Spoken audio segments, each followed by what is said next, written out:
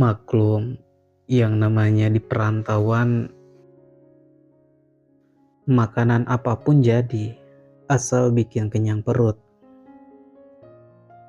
Oh iya John, kapan terakhir kamu pulang? Tanya Agil di sela-sela lagi menyantap makan yang dibeli dari warteg tadi. Udah lama Wok, lagian buat apa pulang kampung? Orang ibu dan bapakku sudah lama berpisah, jadinya males. Jawab John Ru tiba-tiba keselak. Ia mengambil air dari dispenser, namun sayang, air galonnya habis dan belum sempat isi ulang. Bentar ya Wok, saya beli air minum dulu ke bawah. Sambil mengangkat galon kosongnya, Agil pun melanjutkan makannya kembali hingga habis. Alhamdulillah kenyang, ujar Agil yang sendawa sambil memegangi perutnya yang sudah terisi full kembali. Pas Agil mau melangkah keluar untuk cuci tangan, tiba-tiba dari bawah kamarnya terdengar orang lagi melakukan percakapan sesama lawan jenis. Hah, siapa ya yang ngomong barusan? Kok kayak dari bawah kamar ini? Dan dugaan Agil benar aja. Ternyata dari bawah kamarnya. Seketika dia langsung menempelkan telinganya ke ubin kayu yang ditutupi oleh kasur sama jonro. Pas dibuka, waduh, betapa kagetnya Agil melihat ada bolongan kecil kira-kira diameternya 3 cm yang berada di bawah tempat tidur jonro beralaskan ubin kayu. Lalu ia pun jadi penasaran, tembus kemana ya lubang kecil itu? Cicitnya sembari mengintip dengan kedua bola matanya. Namun, pas Agil mau menempelkan matanya ke lubang tersebut, tiba-tiba dari luar terdengar orang lagi berjalan. Sontak Agil mengurungkan niatnya dan merapikan kasurnya kembali. Ia berpura-pura seperti biasanya saja. Loh, udah Wok makannya? Tanya Jonro sambil memasang galon isi ulang, kemudian dimasukkan ke dalam dispenser. Udah John, soalnya saya lapar, jadi duluan aja makannya. Sahut Agil, ia bergegas ke kamar mandi untuk cuci tangan.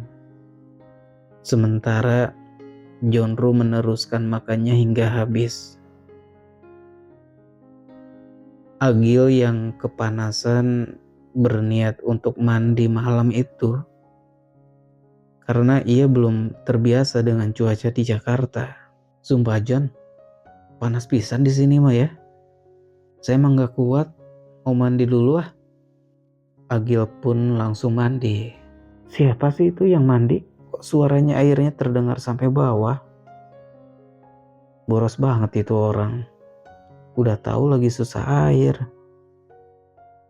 Ketus Tante Meli sambil mengangkat alisnya. Udahlah Mi, biarin aja. Ayo sini sayang. Sudah tidak tahan nih. Ujar Om Suryo yang tengah berbaring di atas kasur. Menunggu umpan lambung dari istrinya yaitu Tante Meli. Sabar dong ya, kok buru-buru amat sih? Waktu kan masih panjang. Sebentar ya, Mami mau nyamperin orang yang mandi itu dulu. Harus dikasih tahu. Ketus Tante Meli berjalan keluar dengan aroma parfum khasnya yang sangat menggoda. Kemudian ia pun dengan susah payah menaiki anak tangga. Lalu Tante Meli menggedor pintu kamar mandi. Aduh, Kok kayak suara Tante Meli ya? Gumam Agil yang lupa dia tidak boleh menghambur-hamburkan air ketika lagi mandi. Dengan wajah tanpa dosa, Agil pun membuka pintu kamar mandinya sambil mengenakan handuk di pinggang. Tante, kenapa Tan? Celetuk Agil yang pura-pura kaget. Sontak Tante Meli terpelongo melihat dada Agil yang ditumbuhi bulu halus. Sampai-sampai ia menelan air liurnya sendiri. Menyaksikan tubuh seksi Agil yang bikin dirinya ngiler. Ya ampun, cowok ini dari tadi sore bikin aku terangsang terus sih. Gumam Tante Meli sambil menggigit tipis jari manisnya di hadapan Agil. Kamu siapa namanya lupa? Tanya Tante Meli yang jadi salting di depan Agil. Mukanya mendadak jadi merah merona. Agil Tante. Oh iya Agil. Kamu kalau tinggal di sini jangan ngambur-ngamburin air ya. Soalnya penghuni kosan ini tuh ada 6 orang. Jadi harus saling berbagi airnya. Biar sama-sama kebagian. Udah dikasih tahu belum sama Jonro? Tegur Tante Meli dengan berubah nada bicaranya menjadi sedikit sinis kepada Agil. Waduh, lupa saya Tante, maaf ya. Lain kali saya tidak akan mengulanginya lagi. Sahut Agil sembari menepuk keningnya sendiri. Kali ini aku maklumin kalau besok-besok sampai gini lagi, awas ya, tak cakar kamu. Gurau Tante Meli yang bergaya bak harimau mau menerkam mangsanya. Iya Tante, sekali lagi saya minta maaf. Pas Tante Meli membalikan badan, tiba-tiba kakinya terpleset akibat genangan air dari toren yang menetes ke bawah. Sontak Tante Meli langsung terjatuh, hingga membuat punggung Tante Meli merasakan ada yang menonjol keras. Ternyata burung perkasa milik Agil yang menonjol tersebut. Soalnya handuk yang dikenakannya terlepas akibat menahan beban Tante Meli. Itu burungmu lagi bangun ya? Kok kerasa banget di punggungku? Cicit Tante Meli dengan ucapan sedikit nakal, hingga membuat Agil terangsang. Tubuhnya tiba-tiba bergetar hebat.